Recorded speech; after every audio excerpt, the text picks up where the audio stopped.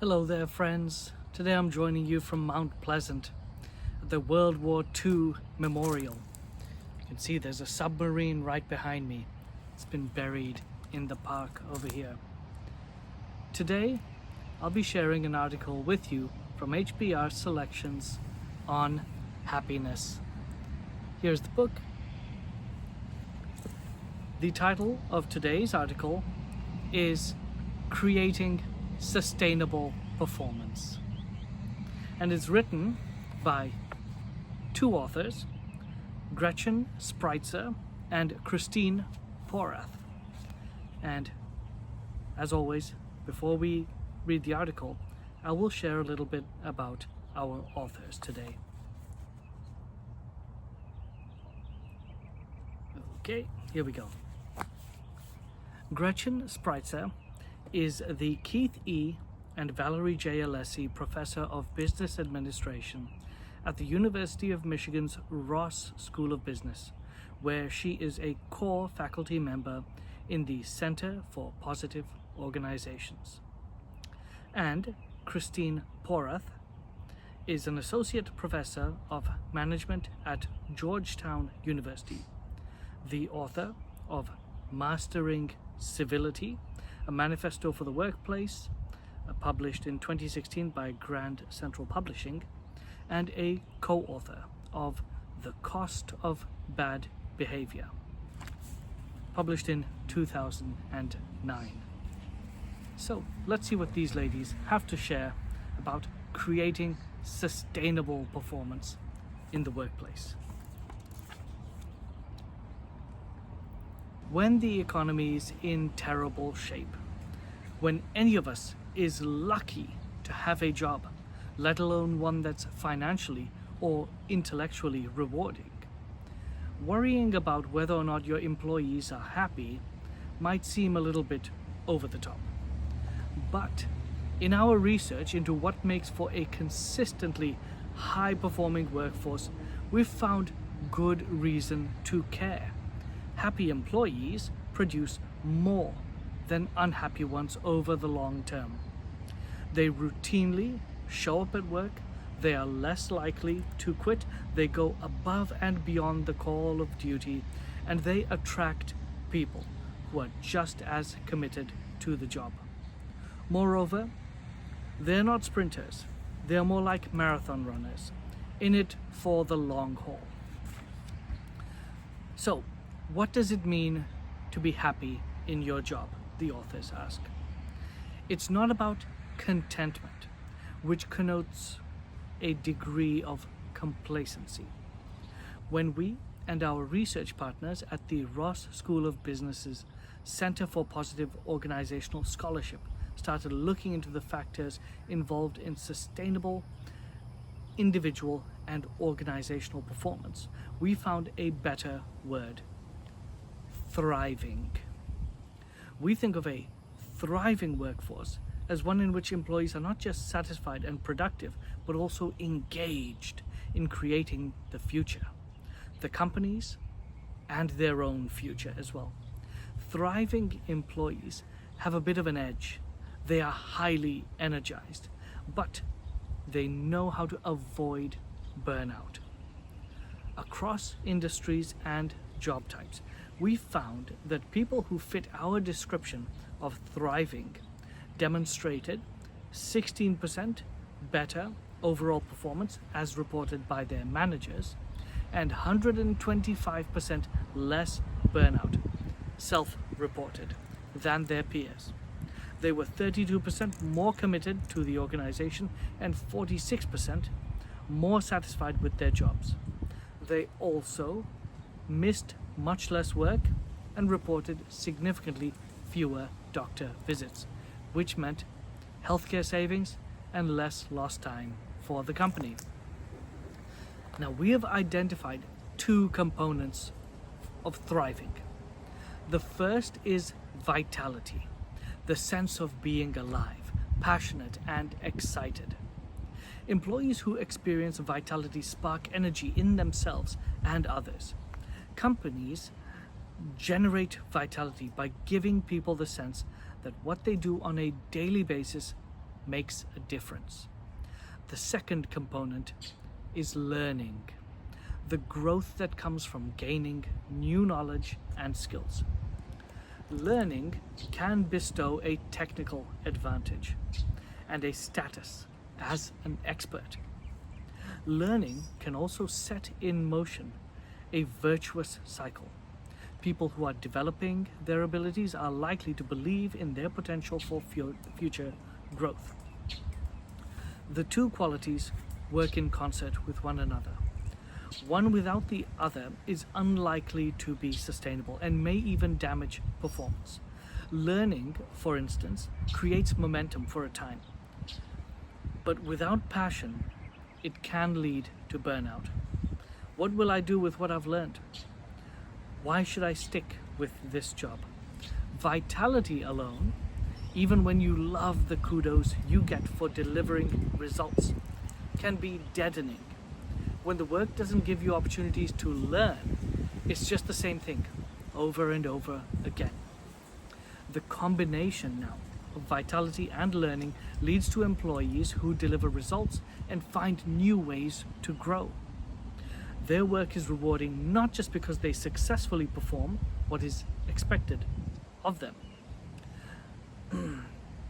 but also because they have a sense of where they and their company are headed. In short, they are thriving and the energy that they create is contagious. How organizations can help employees thrive. Some employees thrive no matter the context. They naturally build vitality and learning into their own jobs. You don't have to do anything, it is their own nature. And they inspire the people around them. A smart hiring manager will look for these people, but most employees are influenced by their environment. Even those predisposed to flourish can fold under pressure, the pressure from a bad environment. The good news is that without heroic measures or major financial investments, leaders and managers can jumpstart a culture that encourages employees to thrive. That is, managers can overcome organizational inertia to promote thriving and the productivity that follows it, in many cases with a relatively modest shift in attention. Ideally, you'd be blessed with a workforce full of people who naturally thrive. But there's a lot that you can do to release and sustain the enthusiasm. Our research has uncovered 4 mechanisms that create the conditions for thriving employees. Number 1, providing decision-making discretion. Number 2, sharing information. Number 3, minimizing incivility. Number 4, offering performance feedback. The mechanisms overlap somewhat.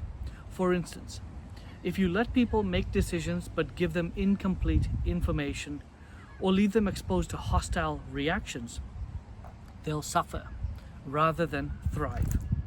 One mechanism by itself will get you part of the way, but all 4 are necessary to create a culture of thriving. So let's look at each one in turn. The first one, providing decision-making discretion. Employees at every level are energized by the ability to make decisions that affect their work. Empowering them in this way gives them a greater sense of control, more say in how things are done, and the more opportunities for learning. The airline industry might seem like an unlikely place to find decision-making discretion, let alone a thriving workforce. But consider one company that we studied, Alaska Airlines, which created a culture of empowerment that has contributed to a major turnaround over the past decade. In the early 2000s, the airline's numbers were flagging, so senior management launched the 2010 plan, which explicitly invited employee input into decisions that would improve service while maintaining a reputation for timely departures. Employees were asked to set aside their current perceptions of good service and consider new ways to contribute, coming up with ideas that could take service from good to truly great. Agents embraced the program, which gave them, for instance, the discretion to find solutions for customers who might have missed flights or were left behind by any other reason.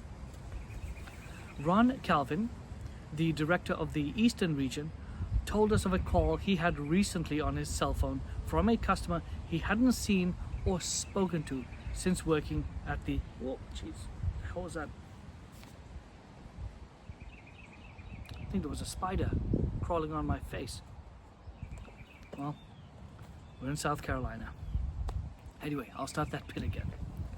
Ron Calvin, the director of the Eastern region, told us of a call that he had received. Oh shit, there is a spider. Well, it's on the floor now. I'm sitting under trees. I should have known better. I thought it'd be shady and lovely, but alas, here we are. Now, let's try once more. Ron Calvin, the director of the Eastern region, told us of a call he had recently received on his cell phone from a customer he hadn't seen or spoken to since working at the Seattle airport 5 years earlier. The customer had a 3-month-old grandchild who had just gone into cardiac arrest. The grandparents were trying to get back to Seattle from Honolulu. Everything was booked. Ron made a few calls and got them on the flight right away. That day, the grandfather sent Ron a text saying simply, "We made it." Efforts like this to meet individuals' needs without holding up flights have led to a #1 rating for on-time performance and a full trophy case. The airline has also expanded considerably into new markets, including Hawaii, the Midwest, and the East Coast. Southwest is a better known story, largely because of the company's reputation for having a fun and caring culture.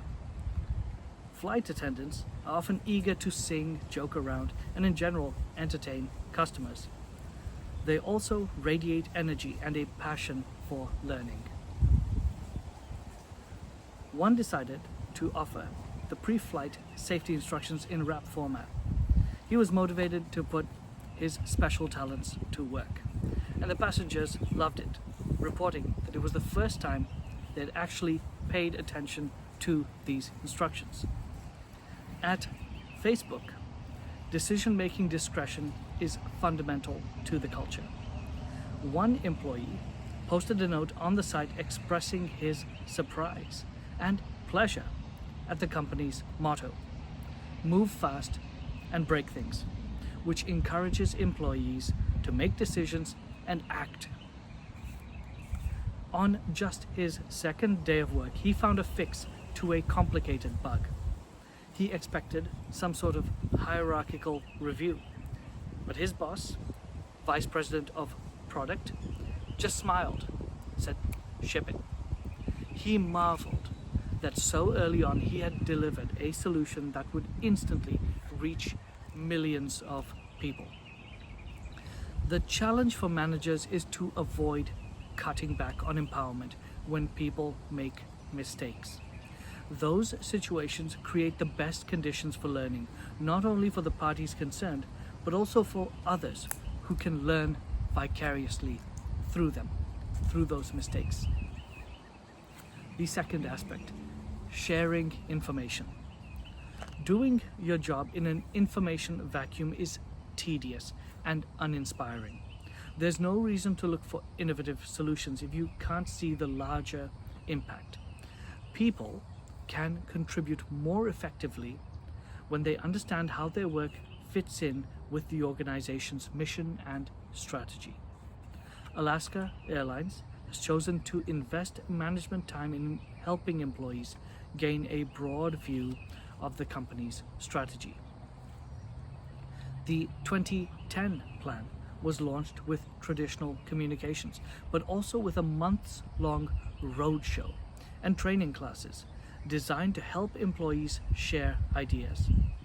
The CEO, the president, and the COO still go on the road quarterly to gather information about the idiosyncrasies of various markets. They then disseminate what they've learned. The benefits show up in yearly measures of employee pride in the company, now knocking it out of the park at 90%. Very difficult to achieve ratings like that in the airline industry. At Zingerman's, an Ann Arbor, Michigan community of food-related businesses that has worked closely with Wayne Baker, a colleague of ours at the Center for Positive Organizational Scholarship. Information is as transparent as possible. The organization has never consciously withheld its numbers. Financial information was tacked up for employees to see. But when co-founders Ari Weinzweig and Paul Saginaw studied open book management in the mid-1990s, they came to believe that employees would show more interest if they got involved in the game. Implementation of a more formal and meaningful open book. Oh gosh, I got another spider on me. I've hit the hot spot, it seems. I'm sitting under a nest of spiders. Fortunately, I know they mean me no harm. But let me try to get back to this. They decided that employees would show more interest if they got involved in the game. Implementation of a more formal and meaningful open book policy was not easy. People could look at the numbers, but they had little reason to pay attention, and it didn't get much insight into how the data related to their daily work. For the first 5 or 6 years, the company struggled to build the concept into its systems and routines, and to wrap people's minds around what Baker calls the rigor of the huddle. Weekly gatherings around a whiteboard at which teams track results, keep score, and forecast the next week's numbers.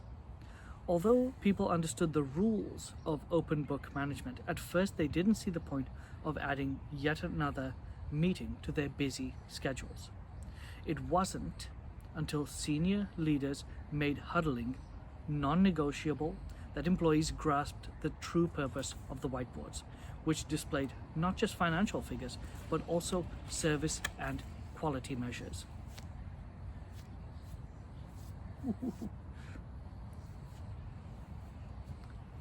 What an uncomfortable feeling, 8 legs on your neck. So it was not only to check the financial numbers, but also service and food quality measures, check averages, internal satisfaction figures, and also tracking fun, which could mean anything from weekly contests to customer satisfaction ratings to employees' ideas for innovation. Innovation is related to fun. Some Zingerman's businesses began instituting mini games, short-term incentives to find a problem or capitalize on an opportunity. For instance, the staff at Zingerman's Roadhouse restaurant used the greeter game to track how long it took for customers to be greeted. Ungreeted customers expressed less satisfaction, and employees found themselves frequently comping purchases to make up for service lapses. The greeter game challenged the host team to greet every customer within 5 minutes of being seated, with a modest financial reward for 50 straight days of success. It inspired hosts to quickly uncover and fill holes in the service process. Service scores improved considerably over the course of a month. Other Zingerman's businesses started similar games with incentives for faster delivery, fewer knife injuries in the bakery, which would in turn lower insurance costs, and neater kitchens. The games have naturally created some internal tensions by delivering the bad news along with the good, which can be demoralizing. But overall, they have greatly increased frontline employees' sense of ownership, contributing to better performance. From 2000 to 2010, Zingerman's revenue grew by almost 300% to more than $35 million. The company's leaders credit open book management as a key factor in that success. Simple anecdotes lend credence to their claim. For instance, a couple of years ago, we saw Ari Weinzweig give a talk at the Roadhouse. A guest asked him whether it was realistic to expect the average waiter or busboy to understand company strategy and finance. In response, Ari turned to a busboy who had been oblivious to the conversation. Would the teenager mind sharing Zingerman's vision and indicating how well the restaurant was meeting its weekly goals? Without batting an eye, the busboy stated the vision in his own words and then described how well the restaurant was doing that week on meals sent back to the kitchen. While Zingerman's is a fairly small business, much larger ones, such as Whole Foods, the transportation company YRC Worldwide, have also adopted open book management, systems that make information widely available, build trust, and give employees the knowledge they need to make good decisions and take initiative with confidence. Gosh, I wonder, they may have just laid eggs in my hair. I think that's why there's so many of them. In any case, we'll move on to the next section, minimizing incivility. The costs of incivility are great.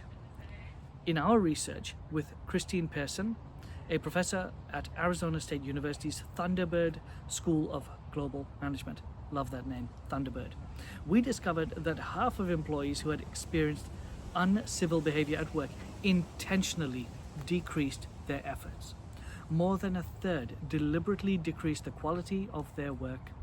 2/3 spent a lot of time avoiding the offender, and about the same number said their performance had declined. Most people have experienced rude behavior at work. Here are a few quotes from our research. Get a load of this, guys. The first one. My boss asked me to prepare an analysis. This was my first project and I was not given any instructions or examples. He told me the assignment I did was crap. The second one, my boss said if I wanted to know what you thought, I'd ask you. Ooh, rude. My boss saw me remove a paperclip from some documents and drop it in my waste basket. In front of my 12 subordinates, he rebuked me for being wasteful and required me to retrieve it right then and there. On speakerphone, in front of my peers, my boss told me that I'd done kindergarten level work. Ruthless. So these are some of the situations that they found in their research. I'm sure you can come up with many more examples of your own, from your own experiences. We have heard hundreds of stories, and they are sadly familiar to most working people. But we don't hear so much about the costs. Incivility prevents people from thriving. Those who have been the targets of bad behavior are often, in turn, uncivil themselves. They sabotage their peers. They forget to copy colleagues on memos. They spread gossip to deflect attention. Faced with incivility, employees are likely to narrow their focus to avoid risks and lose opportunities to learn in the process. A management consultancy we studied, Kaiman Consulting, was founded as an alternative to the larger firms. Headquartered in Redmond, Washington, in offices that are not particularly sleek, the firm is recognized for its civil culture. Background checks in its hiring process include a candidate's record of civility. People leave a trail, says Kaiman's director Greg Long. You can save yourself from a corrosive culture by being careful and conscientious upfront. The managing director, Razi Imam, told us, "I have no tolerance for anyone to berate or disrespect someone. When it does happen, he pulls the offender aside to make his policy absolutely clear." Long attributes the firm's 95% retention rate to its culture. Kaiman passes up highly qualified candidates who don't match that culture.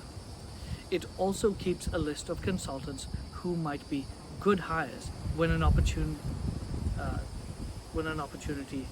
opens itself.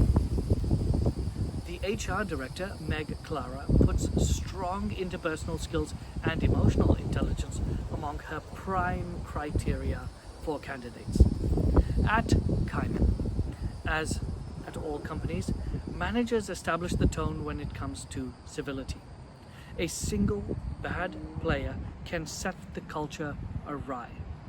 One young manager told us about her boss, an executive who had a habit of yelling from his office, "You made a mistake," for a sin as minor as a typo.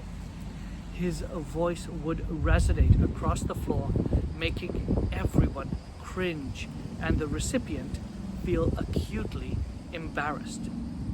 Afterward, colleagues would gather in a common area for coffee and commiseration. An insider told us that those conversations focused not only on how to get ahead at the company or learn how to cope by developing a thick skin, but on how to get even and get out. That's what all the employees were discussing. How to get even, which doesn't sound very productive in a workplace setting, and get out, which sounds horrible. No matter how productive these people are, they want to leave. Why? Incivility in the workplace. In our research, we were surprised by how few companies consider civility or incivility when evaluating candidates. Corporate culture is inherently contagious. Employees assimilate to their environment. In other words, if you hire for civility, you are more likely to breed it in your culture. The fourth aspect, offering performance feedback. Feedback creates opportunities for learning and the energy that's so critical for a culture of thriving. By resolving feelings of uncertainty, feedback keeps people's work-related activities focused on personal and organizational goals. The quicker and more direct the feedback, the more useful it is. Don't beat around the bush. Be firm, polite, and direct. Sometimes trying to sugarcoat things can also be misunderstood by your employees that you're trying to give feedback to. So you may feel that you've given feedback and the other person hasn't received any, or have received some which is not clear and direct to them. So take that point to heart. The quicker and more direct your feedback is, the more useful it is for the employee and ultimately for you as well and all your teams.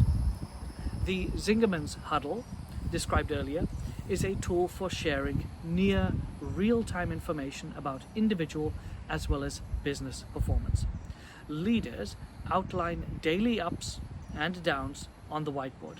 The employees are expected to own the numbers and come up with ideas for getting back on track when necessary. The huddles also include code reds and code greens, which document customer complaints and compliments so that all employees can learn and grow on the basis of immediate and tangible feedback. Quicken Loans, a mortgage finance company that measures and rewards employee performance like no other organization, offers continually updated performance feedback using two types, of dashboards: a ticker and Kanban reports. Kanban, a Japanese word meaning signal, is used frequently in operations. The ticker has several panels that display group and individual metrics along with data feeds that show how likely an employee is to meet his or her daily goals. People are hardwired to respond to scores and goals, so the metrics help keep them energized throughout the day. Essentially, they're competing against their own numbers. The Kanban dashboard allows managers to track people's performance so they know when an employee or a team needs some coaching or other type of assistance. A version of the Kanban chart is also displayed on monitors with a rotating list of the top 15 salespeople for each metric. Employees are constantly in competition to make the boards, which are almost like a video game showing ranking of the high scorers. Employees could feel overwhelmed or even oppressed by the constant nature of the feedback. But instead, the company's strong norms for civility and respect, and for giving employees a say in how they accomplish their work, create a context in which the feedback is energizing and promotes growth and learning. The global law firm O'Melveny and Myers lauds the use of 360-degree evaluations in helping workers thrive. The feedback is open-ended and summarized rather than shared verbatim, which has encouraged a 97% response rate. Carla Christopherson, the managing partner of the Los Angeles offices, learned from her evaluation that people saw her behavior as not matching the firm's stated commitment to work-life balance, which was causing stress among employees. She started to spend more time away from the office and to limit weekend work to things she could do at home. She became a role model for balance, which went a long way towards eliminating the worry of employees who wanted a life outside of work. So those were the 4 mechanisms. And in conclusion, we'll share a couple brief conclusion notes from our authors. The 4 mechanisms that help employees thrive don't require enormous efforts or investments. What they do require, however, is leaders who are open to empowering employees and who set the tone themselves. As we've noted, each mechanism provides a different angle that's necessary for thriving. You can't choose just 1 or 2 from the menu. The mechanisms reinforce one another. They are integrated into one another. For example, can people be comfortable making decisions if they don't have honest information about current numbers? Can they make effective decisions if they are worried about being ridiculed or hostile behavior from their manager? Creating the conditions for thriving requires your concerted attention. Helping people grow and remain energized at work is valiant on its own merits, but it can also boost your company's performance in a sustainable way. And that is indeed what we are trying to achieve here, creating a sustainable performance. Hopefully you gained something from the insights shared in this article. Good luck to you, and thank you.